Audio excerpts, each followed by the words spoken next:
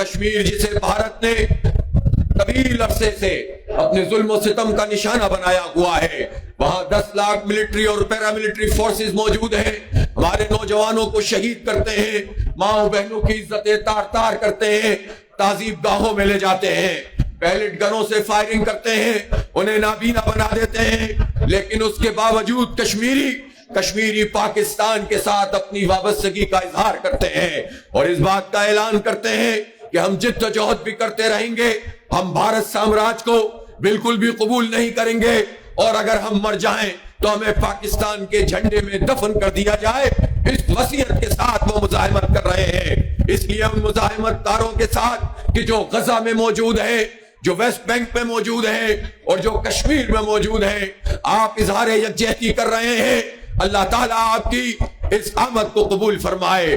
میرے سامنے ایک بڑی تعداد میں میری بیٹیاں، میری بہنیں، میری مائیں موجود ہیں، اور ملاکنڈ کی تاریخ میں پہلی مرتبہ اتنی بڑی تعداد میں آپ یہاں تشریف لائی ہے۔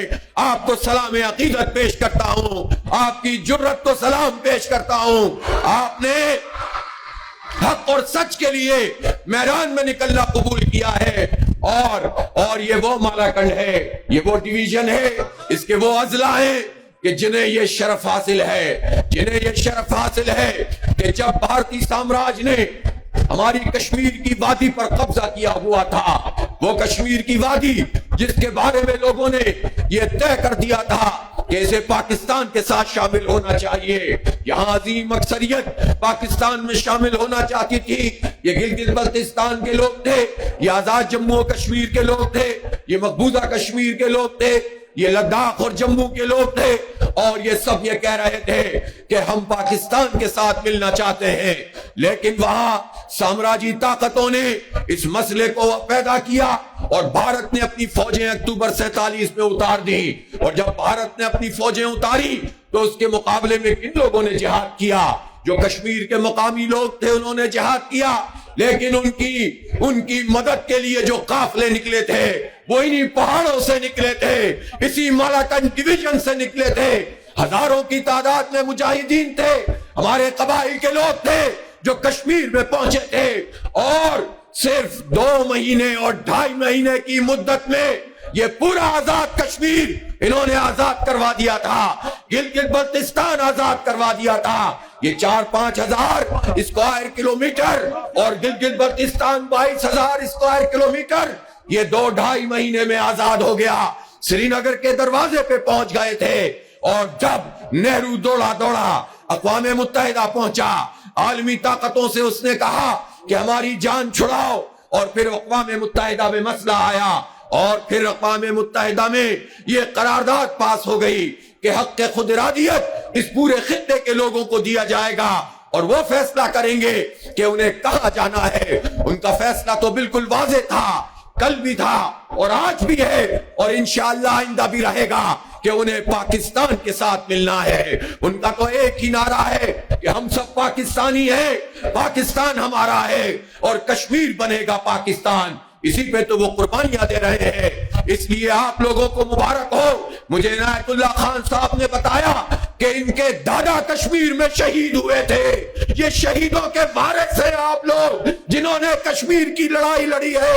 اس لیے میں پاکستان کی افواج سے بھی کہنا چاہتا ہوں، پاکستان کی حکومت سے بھی کہنا چاہتا ہوں کہ ہم دیکھ رہے ہیں طویل عرصے سے یہ معاملہ بیک برنر میں چلا گیا ہے، پیچھے کی جانب دھکیل دیا گیا ہے، کوئی آلو پیاز کی سیاست کی بات کرتا ہے اور تجارت کی بات کرتا ہے، کوئی مذاکرات کی ٹیبل بچھاتا ہے، اور کشمیریوں کا خون بہتا چلا جا رہا ہے، ماں بہنوں کی عزتیں پامال ہو رہی ہے، اور بھارت دندناتا پھرتا ہے، اور بھارت یہ کہتا ہے کہ ہم طاقتور ہیں، بھارت یہ کہتا ہے کہ ہماری ٹیکنالوجی زیادہ ہے، ہم آئی ٹی میں بہت آگے ہیں، پوری دنیا کو اس نے بے وقوف بنایا ہے، پوری دنیا کی آنکھوں میں دھول جھونکی ہے، جھوٹ گھڑ کے اور فالس فلیگ آپریشن کر کے اس نے پاکستان کو بدنام کیا اور کہا کہ یہاں سے دہشت گردی ہوتی ہے، لیکن حقیقت یہ ہے کہ 1995 کا ڈرامہ ہو جب سیاحوں کو انہوں نے قتل کیا تھا اور الفاران نامی تنظیم پر انہوں نے ذمہ داری عائد کی تھی، وہ بھی ایک بڑا جھوٹ پکڑا گیا تھا۔ پھر 2000 میں سکھوں کو قتل کیا اور پاکستان پر ذمہ داری ڈالی، وہ جھوٹ بھی کھل کر سامنے آ گیا۔ پھر پارلیمنٹ پہ حملہ ہو، تاج ہوٹل کا معاملہ ہو، بمبئی حملہ کیس ہو، ان سب چیزوں میں انہوں نے اسی طرح سے جھوٹ بولا اور پاکستان کو فکس کرنے کی کوشش کی، لیکن حقائق دنیا کو پتا چلتے رہے۔ ایک غلطی پاکستان کی جانب سے ہوتی رہی، اور وہ غلطی کیا تھی؟ وہ غلطی یہ تھی کہ پاکستان نے معذرت خانہ رویہ اختیار کیا، اور پاکستان کی فوج کے لوگ بھی اور پاکستان کی حکومتیں بھی پیچھے کی جانب ہٹتے چلے گئے، بھارت آگے بڑھتا چلا گیا۔ اور پھر ہم نے یہ بھی دیکھا کہ بھارت نے بین الاقوامی قوانین کی دھجیاں اڑاتے ہوئے آرٹیکل 370 اور 35A اس کو از خود ختم کرنے کا اعلان کیا، لیکن اس وقت ہم نے دیکھا کہ بجائے اس کے کہ پاکستان کشمیریوں کے ساتھ کھڑا ہو جاتا، وہ جو مزاحمت کر رہے تھے، جو پیلٹ گنوں کا نشانہ بن رہے تھے، جن نوجوان بچوں اور بچیوں کو نابینا بھارت بنا رہا تھا، اس پر جنرل باجوہ کا یہ کام تھا اور عمران خان کا یہ کام تھا کہ وہ ان کے لیے اٹھ کر کھڑے ہوتے۔ لیکن بدقسمتی کی بات ہے، ایک کہہ رہا تھا کہ ٹینکوں میں ہمارے پیٹرول نہیں ہے، دوسرا کہہ رہا تھا کہ میں اب کیا انڈیا پہ حملہ کر دوں، اور اس طرح ان لوگوں نے انڈیا کو کھیلنے کا موقع فراہم کیا، لیکن اور انڈیا آگے بڑھتا چلا گیا، جھوٹ بولتا چلا گیا۔ پاکستان کے لوگ کڑ رہے تھے، کشمیر کے لوگ جل رہے تھے، مایوسی کا شکار ہو رہے تھے، لیکن پھر کیا ہوا؟ پھر بھارت نے ایک اور ڈرامہ رچایا، پہلگام کا یہ واقعہ ہوا، اور اس پہلگام کے اس واقعے میں اس نے پھر پاکستان کو مورد الزام ٹھہرایا، لیکن اس مرتبہ حالات بدل چکے تھے، قوم جاگ رہی تھی، اور پاکستان میں ایک بڑے پیمانے پر احتجاج شروع ہوا کہ بھارت کو جواب دیا جائے۔ اس نے ہماری مسجدوں پہ حملہ کیا، اس نے ہماری سویلینز پہ حملہ کیا، اس نے ہماری ماں بہنوں کو شہید کیا، اور اس کے جواب میں پاکستان نے ذمہ داری کا مظاہرہ کیا، اور پھر اس کے نتیجے میں یہ ہوا کہ ان کے رافیل طیارے جس پر مودی کو گھمنڈ تھا وہ گرا دیے گئے۔ انہوں نے ڈرون پھینکے، یہ ڈرون اسرائیل کی ٹیکنالوجی تھی، 80 ڈرون گرا دیے، اور جب 80 ڈرون یہاں پر ہماری فضائی حدود میں داخل ہو رہے تھے تو یہ عجیب قوم ہے پاکستانی قوم، خوف اس کو دور دور تک بھی چھو کر نہیں گزرا۔ یہ تو ڈرون کی موویز بنا رہے تھے، اور وہ اپنی بندوقیں نکال کر اس پر فائرنگ کر رہے تھے، اور ایک طرح سے نوجوان آگے بڑھ رہے تھے کہ ہم بھارت سے ڈرتے نہیں ہیں، اور مطالبہ کر رہے تھے، پاکستان کی فوج سے کہہ رہے تھے کہ آپ بھی جواب دیجئے، طاقتور جواب دیجئے۔ جماعت اسلامی نے اس بات کا فیصلہ کیا کہ اختلافات بے شمار ہیں، بدامنی بہت زیادہ ہے، حقوق پامال کیے جا رہے ہیں، مہنگائی اور بے روزگاری ہے، اور ہاں خیبر پختونخوا میں تو بدامنی ہے۔ ہم دیکھ رہے تھے کہ بلوچستان میں لاپتہ افراد کا مسئلہ ہے، سندھ میں لوگ نہروں کی بات کر رہے تھے، کراچی کو تباہ حال کیا ہوا تھا، لیکن اس سب کے باوجود کہ جب کسان بلبلا رہے تھے، مزدور چیخ رہے تھے، جماعت اسلامی نے اس بات کا فیصلہ کیا کہ گھر کی لڑائی لڑیں گے اور پوری طاقت سے لڑیں گے، مزاحمت کریں گے، پوری قوت سے کریں گے، نظام تبدیل کریں گے، پوری تحریک چلائیں گے۔ لیکن اس وقت دشمن نے للکارا ہے، اس وقت ہندوتوا اور بڑے من سامراج نے اور گاؤں ماتا کے پجاریوں نے ہمیں للکارا ہے، تو اپنے گھر کی لڑائی ایک طرف رکھ دیں گے۔ فوج سے بھی کہا، حکومت سے بھی کہا، پوری جماعت اسلامی حاضر ہے، الخدمت فاؤنڈیشن حاضر ہے، ایک ایک بچہ حاضر ہے، اختلاف ایک طرف، اور پوری قوم میں یکجہتی پیدا کرتے ہیں اور بھارت کا مقابلہ کرتے ہیں۔ اور پھر جب ہماری فوج نے 10 مئی کی صبح ان کے اوپر حملہ کیا تو بھارت کا غرور، اس کا تکبر، اس کی ٹیکنالوجی، اس کا اسرائیل، اس کا امریکہ سب برباد ہو کر رہ گیا، اور پوری دنیا میں بھارت اس پر ذلت کی علامت بن گیا ہے۔ یہ مودی خود ہندوستان میں ذلت کی علامت بن گیا ہے، اور الحمدللہ یہ کیوں ہوا؟ یہ جذبہ جہاد کے نتیجے میں ہوا، یہ شوق شہادت کی وجہ سے ہوا۔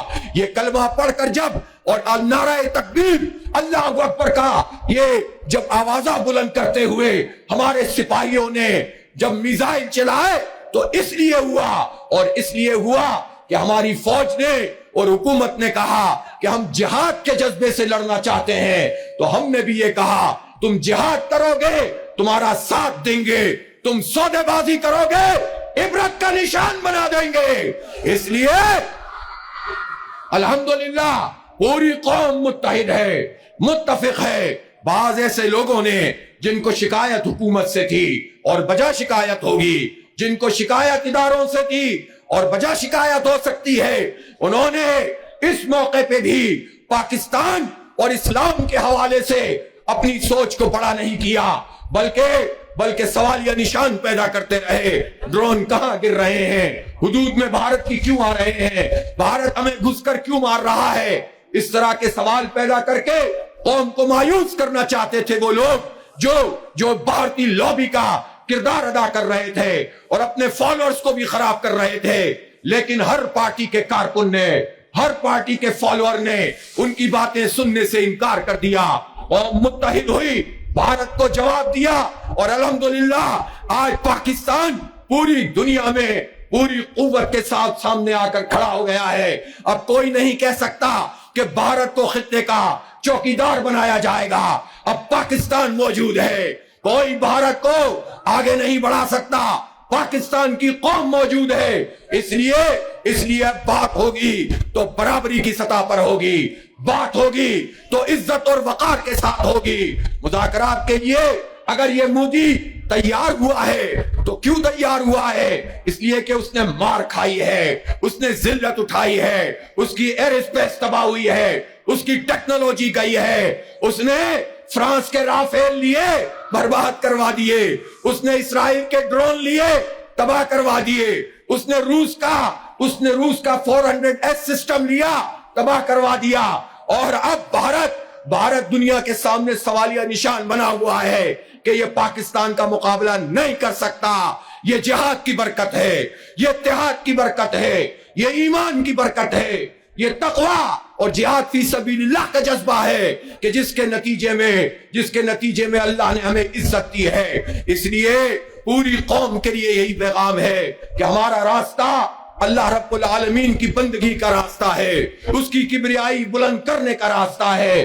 اس ملک کو جو ہم نے بنایا ہے تو یہ ملک ہم نے کسی جغرافیہ کے لیے نہیں لیا۔ یہ جو خطہ ہے، یہ جو دیر کی ریاست تھی، یہ جو سوات کی ریاست تھی، یہ جو قبائل کے لوگ تھے، یہ کیوں پاکستان کے ساتھ آئے؟ یہ پاکستان کے ساتھ اس لیے آئے کہ یہ پاکستان لا الہ الا اللہ محمد الرسول اللہ کی بنیاد پر بنا ہے۔ یہ جغرافیہ اور یہ نسلیں اور قومیں اپنی جگہ اہمیت رکھتی ہیں، لیکن پاکستان کسی جغرافیہ کی وجہ سے نہیں بنا، پاکستان کسی قوم کی وجہ سے نہیں بنا۔ یہ پختون مہاجر، یہ سندھی پنجابی، یہ بلوچ کشمیری، یہ ہزارے وال، یہ سرائکی، یہ اس بنیاد پر نہیں بنا، یہ لا الہ الا اللہ محمد الرسول اللہ کی بنیاد پر بنا ہے۔ اسی لیے جب لوگ ہجرت کر کے پاکستان پہنچ رہے تھے تو ٹرینوں کی ٹرینیں کٹ گئی تھیں، ٹرینوں کے ڈبوں سے خون بہ رہا تھا۔ ان شہداء کا خون ہے جس کی وجہ سے یہ پاکستان بنا ہے۔ اس لیے حکومت سے کہتا ہوں کہ اگر ٹرمپ بیچ میں آیا ہے تو پہلا سوال تو یہ ہے کہ یہ ٹرمپ پہلے کیوں نہیں آ رہا تھا؟ جب بھارت نے ہم پر حملہ کیا تو ٹرمپ کہہ رہا تھا یہ ان دو ملکوں کا معاملہ ہے، جنگ تو بند ہونی چاہیے لیکن مسئلہ ان کا ہے۔ اور جب تک بھارت یہ پروپیگنڈا کر رہا تھا کہ پاکستان پر ہم حملے کر رہے ہیں تو امریکہ دور کھڑا ہوا تھا، لیکن جس وقت بھارت کی پٹائی شروع ہوئی ہے، بھارت کے بیسس پر حملہ ہوا ہے، ان کی فوجی طاقت ٹوٹ گئی ہے، ان کی ایئر فورس تباہ ہو گئی، تو پھر اس کے بعد ٹرمپ آیا ہے۔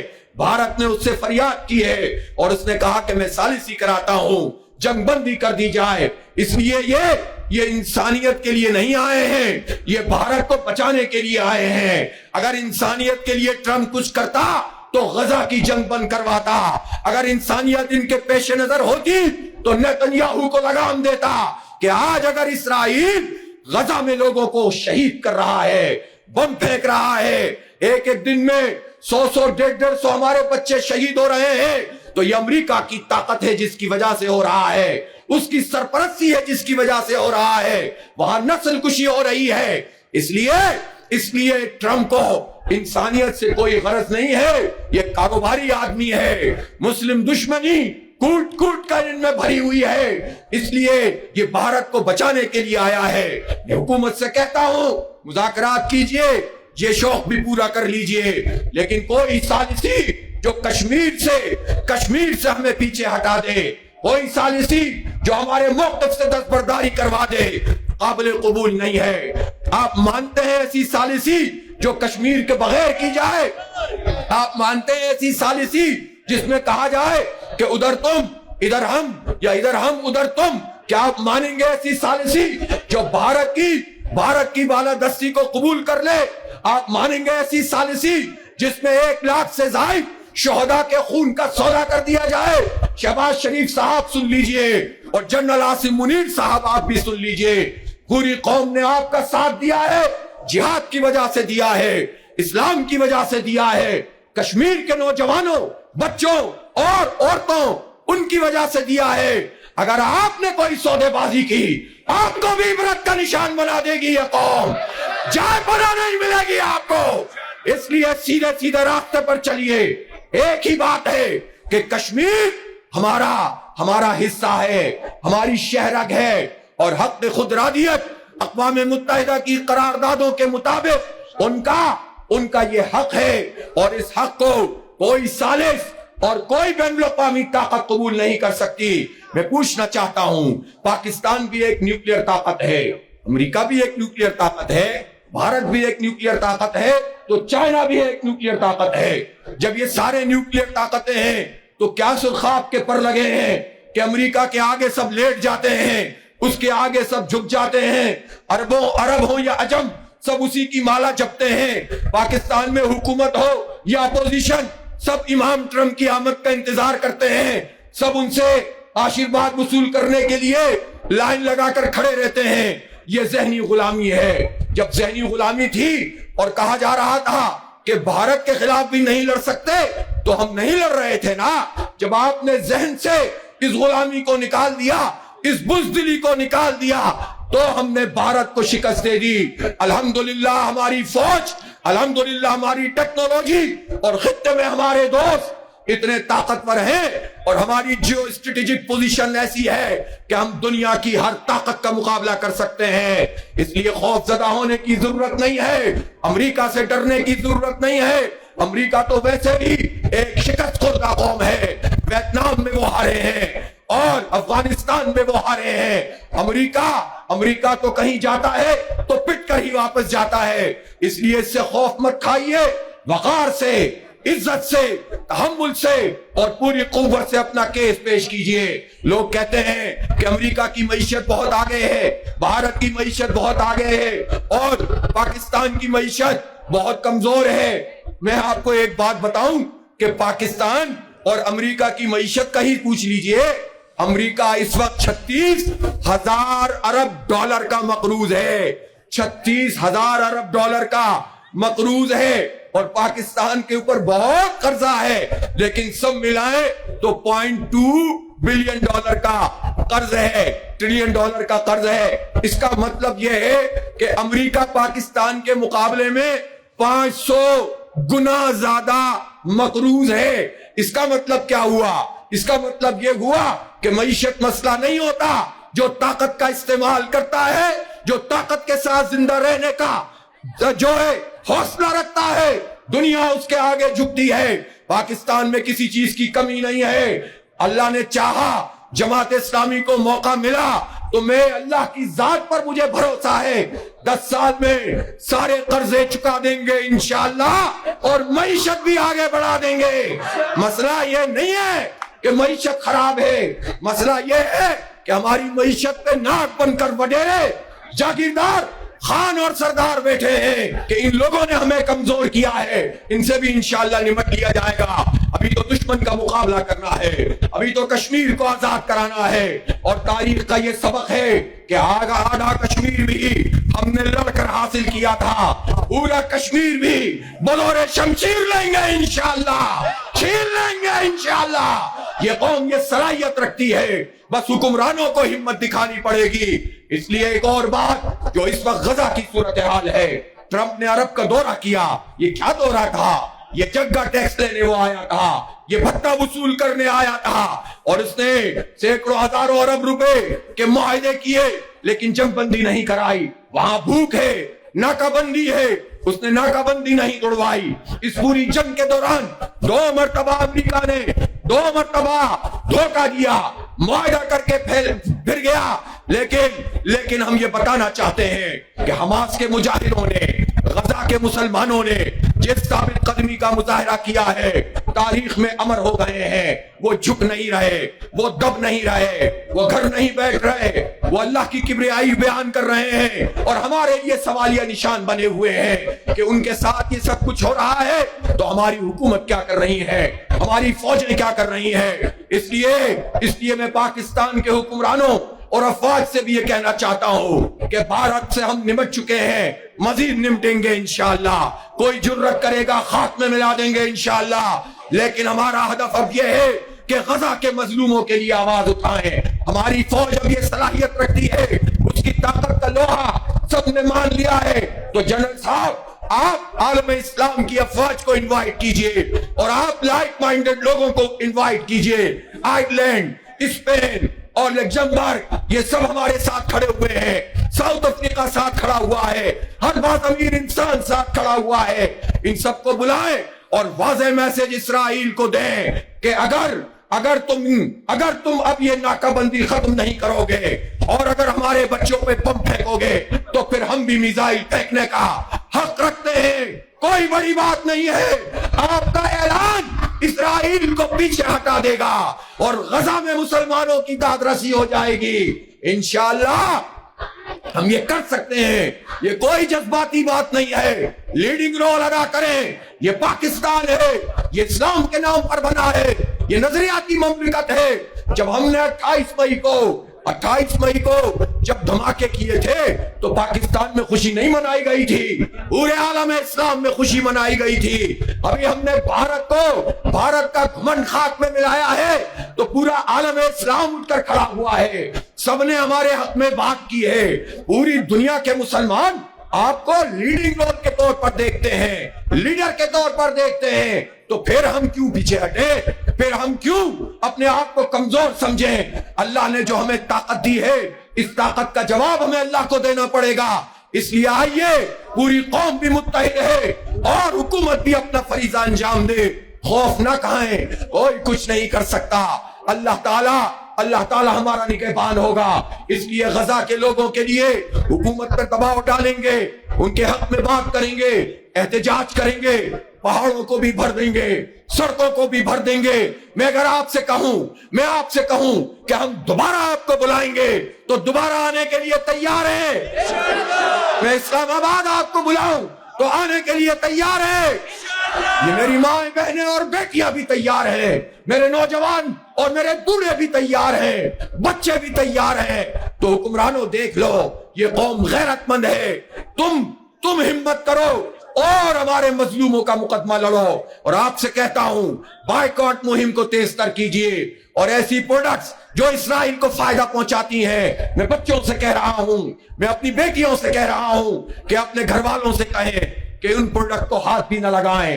ہمارے پاس الحمدللہ جیسی تیسی بھی ہے, اپنی پروڈکٹس موجود ہیں, اسی کو فروغ دیں. بائیکاٹ کی کیمپین بڑھائیں, ای میلز کریں, اقوام متحدہ میں رابطہ کریں, پوری دنیا میں سوشل میڈیا سے اپنے پیغام کو عام کریں. دیکھیں حماس نے اپنی قربانیوں سے, اپنے جہاد سے, اپنے حریت کے جذبے سے اور اپنی مزاحمت سے پوری دنیا میں اپنے حامی پیدا کر لیے ہیں. اسے کہتے ہیں دعوت اللہ, اسے کہتے ہیں رجوع اللہ, کہ جو بات آپ گھر گھر پہنچ کر کرتے ہیں, جو بات آپ برسوں تک لوگوں تک پہنچاتے ہیں, مزاحمت وہ بات مہینوں میں پوری دنیا تک پہنچا دیتی ہے. اس لیے اس جہاد اور مزاحمت کے نتیجے میں حق کا یہ پیغام ایسا آگے بڑھا ہے کہ صرف مسلمان ہی نہیں, وہ لوگ بھی جو مغرب میں رہتے ہیں, وہ لوگ بھی جو مغرب کے تعلیمی اداروں میں پڑھتے ہیں, وہ بھی فلسطین کے پشت پر آ کر کھڑے ہو گئے ہیں. وہ بعض امیر لوگ تو ہر جگہ موجود ہیں. اپنے دائرے کار کو وسیع کریں اور مغرب کا یہ سرمایہ دارانہ نظام جس نے جگڑ کر رکھا ہوا ہے، خود اہل مغرب کو بھی پہرے بٹھائے ہوئے ہیں، سوچ پر پہرے، اور ان کی معیشت کو بھی تنگ کیا ہوا ہے، اور پوری دنیا میں بھی بھوک اور ننگ کو پھیلایا ہوا ہے۔ ایک عالمی نظام اس وقت تیار ہے، لوگ اس کے لیے تیار ہوں گے کہ ہمیں اس نظام سے چھٹکارا ملے۔ اسلام ہی وہ نظام ہے جو عدل اور انصاف فراہم کرتا ہے، جو نسل دیکھ کر خدمت نہیں کرتا، جو قوم دیکھ کر خدمت نہیں کرتا، انسانیت کی بنیاد پر لوگوں کو سہولت پہنچاتا ہے۔ تو ہم اس کے لمبردار بنے، ہم اس کے لیے اٹھ کر کھڑے ہونے والے بنے، اور سچ کے نظام کے غلبے کی جد و جہد کو تیز تر کریں۔ میں یہ بھی کہنا چاہتا ہوں، لاکھوں کے اس اجتماع میں کہنا چاہتا ہوں کہ 28 مئی کو ہم یوم تکبیر منائیں گے، لیکن یوم تکبیر کے ساتھ ساتھ یوم ڈاکٹر قدیر بھی منائیں گے، اس لیے کہ ڈاکٹر قدیر خان وہ پاکستان کا محسن ہے۔ کچھ لوگوں نے، ظالموں نے، جنرل مشرف نے امریکہ سے ڈر کر، اور پھر بعد کی حکومتوں نے خوف کھا کر اس کی ذلت کرنے کی کوشش کی، لیکن یہ نہیں کر سکتے۔ اس کی عزت ہمارے دلوں میں بستی ہے۔ وہ محسن پاکستان نہیں، محسن عالم اسلام ہے۔ اس لیے ڈاکٹر قدیر کے حوالے سے 28 مئی کو منایا جائے گا۔ اور مجھے افسوس ہے کہ جب ڈاکٹر قدیر خان ان کا انتقال ہوا تو نہ اس وقت کے آرمی چیف نے جنازے میں شرکت کی، نہ اس وقت کے وزیر اعظم نے شرکت کی۔ امریکہ سے خوف کھانے والے لوگ بہادری نعروں سے نہیں ہوتی۔ جب امریکہ کا معاملہ آتا ہے تو تم تو محسن پاکستان کی میت میں بھی شرکت نہیں کرتے ہو۔ تم کیسے بہادر ہو؟ تم کیسے ڈٹ کر کھڑے ہوئے ہو؟ ابھی بھی ٹرمپ سے امیدیں لگائے بیٹھے ہو۔ اس لیے کہنا چاہتا ہوں، یہ انجمن غلامان امریکہ یہ مسائل حل نہیں کر سکتی ہے۔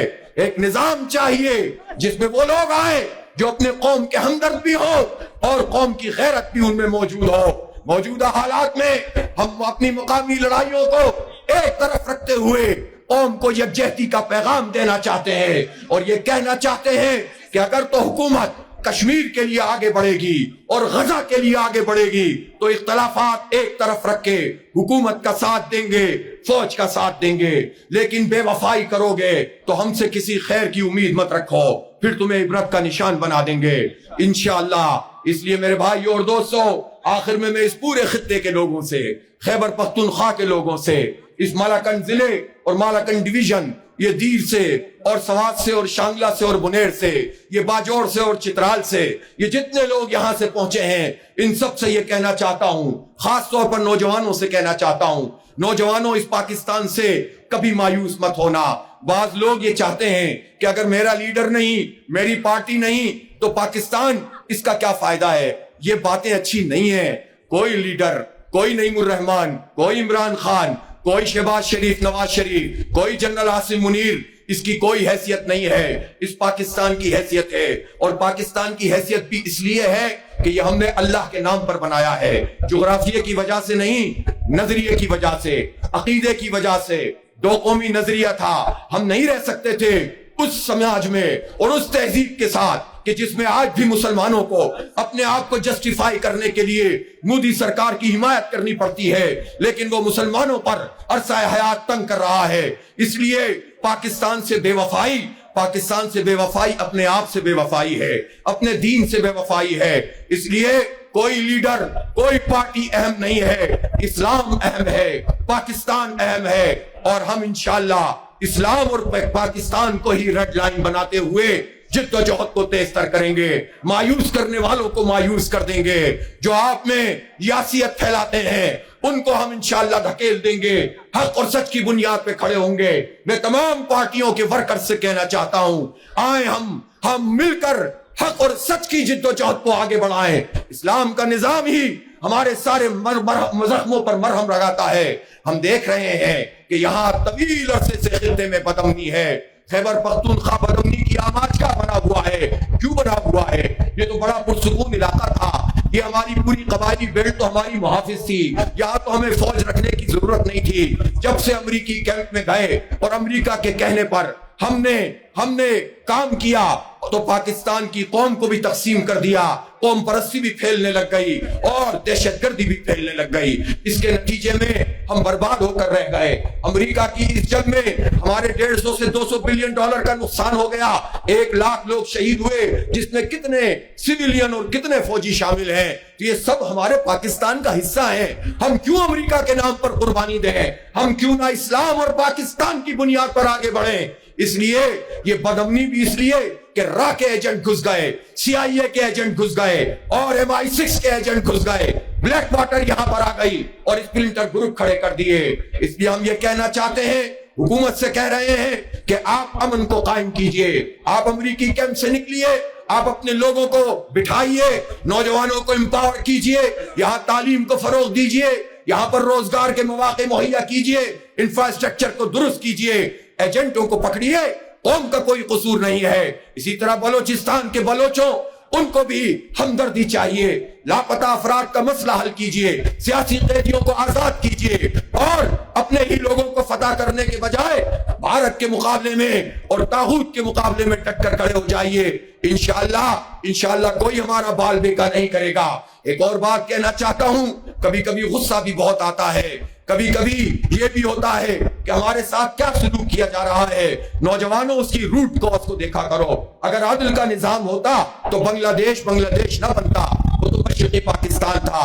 عدل کا نظام تو اسلام کا نظام ہے۔ جب وہ نظام قائم نہیں ہوا تو اس کے نتیجے میں محرومی ہوئی اور اس محرومی کا فائدہ بھارت نے اٹھایا، مفتی بانی نے اٹھایا۔ 50 سال کے بعد نوجوانوں دیکھو، پورا بنگلہ دیش اس وقت پاکستان کے ساتھ کھڑا ہوا ہے، بھارت کو دیش نکالا دیا ہے، حسینہ واجد کی حکومت کا تختہ کر دیا ہے، اور بھارت جس نے کہا تھا اندرا گاندھی نے کہ ہم نے خلیج بنگال میں 2 قومی نظریے کو ڈبو دیا ہے، آج اندرا گاندھی کے پوتے پوتیاں موجود ہیں، وہ دیکھ لیں کہ انڈیا کے خلاف کس طرح سے نفرت بنگلہ دیش میں موجود ہے، اور پاک بھارت اس جنگ میں پورا بنگلہ دیش پاکستان کے ساتھ کھڑا ہوا ہے۔ یہ حق کی طاقت ہے۔ اس لیے قوم پرستی مسائل کا حل نہیں ہے۔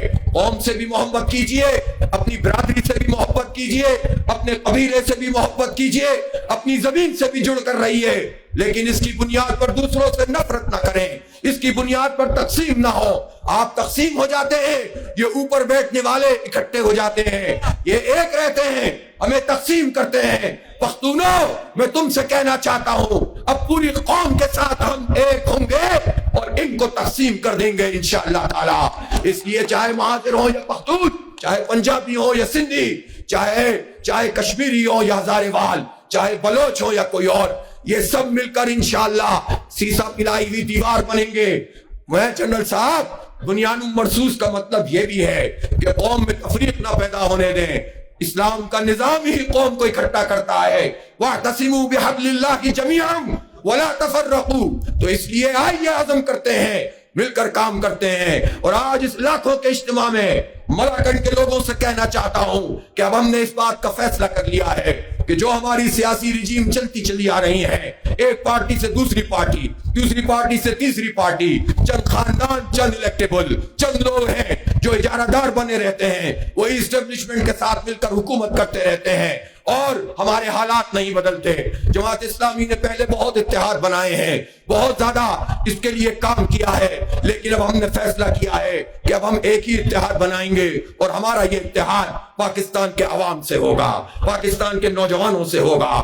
ماؤں بہنوں کو ساتھ لے کر کام کریں گے، جد و جہد کو تیز تر کریں گے، مزدوروں اور کسانوں کو ساتھ ملائیں گے، طلباء کو اور علماء کرام کو ساتھ ملائیں گے۔ جماعت اسلامی کا یہ اتحاد انشاءاللہ ان سارے مافیاز کو شکست سے دوچار کرے گا کہ جو پاکستان کو اس کے حق سے محروم کرتے ہیں، نوجوانوں کو تعلیم نہیں دیتے۔ آئیے مل کر کام کرتے ہیں۔ بنو قابل پروگرام بھی چلے گا، فری IT کورسز بھی چلیں گے، خدمت بھی چلے گی اور سیاسی مزاحمت بھی ہوگی۔ یہ ہمارا ملک ہے، یہ مسلمانوں کا ملک ہے۔ یہاں جہاد فی سبیل اللہ کا مطلب گولی نہیں ہے، گالی نہیں ہے۔ سیاست کے میدان میں پرامن سیاسی مزاحمت، یہ ہمارا جہاد فی سبیل اللہ ہے۔ لوگوں کی خدمت اور لوگوں کو اٹھا کر جبر کے مقابلے میں کھڑا کر دینا، یہ جہاد فی سبیل اللہ ہے، اور دشمن کے مقابلے میں بندوق سے لڑنے کے لیے تیار رہنا یہ جہاد فی سبیل اللہ ہے۔ انشاءاللہ کشمیر بھی آزاد ہوگا اور انشاءاللہ فلسطین بھی آزاد ہوگا۔ ہم اپنے حصے کا کام کریں گے، ہم اپنے اے اللہ تو قبول فرما لے، یہ مغرب کا وقت ہے، یہ بچے اور بچیاں، یہ نوجوان، یہ بوڑھے، یہ بوڑھی عورتیں، یہ سب تیرے سامنے آ کر کھڑی ہو گئی ہے، اجتماعی طور پر تجھ سے کہتے ہیں، فریاد کرتے ہیں کہ ہمارے غزہ کے مسلمانوں کو آزادی نصیب کر دے یا اللہ، ان کو کامیابی عطا کر دے، اور ہمارے کشمیر کے مسلمانوں کو آزادی عطا کر دے، ہماری قوم کو متحد کر دے یا رب العالمین، پاکستان کو استحکام عطا کر دے، نفرتوں کو مٹا دے، قوم پرستی کے زہر کو دریا برد کر دے، اور ہم سب کو مل کر حق اور سچ کے لیے کام کرنے کی توفیق عطا فرما دے۔